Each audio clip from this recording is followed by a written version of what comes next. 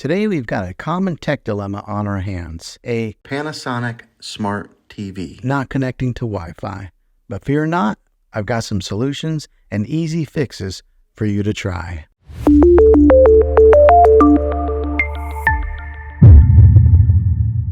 First things first, let's check the basics. Ensure that your Wi-Fi password is correct and that the other devices can connect. If they can, it's probably a TV-specific issue. Now let's jump into the troubleshooting steps. First solution is to check your network settings. Head to your TV settings and navigate to General and select Network. Double-check your Wi-Fi settings. Sometimes a simple reconnection can do the trick. Second solution, power cycling. Next up, the classic power cycle. Turn off your TV, unplug it, and wait 60 seconds.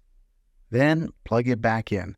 This simple step often resolves many connectivity issues. Third solution, software update. Ensure that your TV software is up to date. An outdated system can sometimes cause Wi-Fi hiccups. Go to Settings, Support, and Software Update. Fourth solution, forget and reconnect.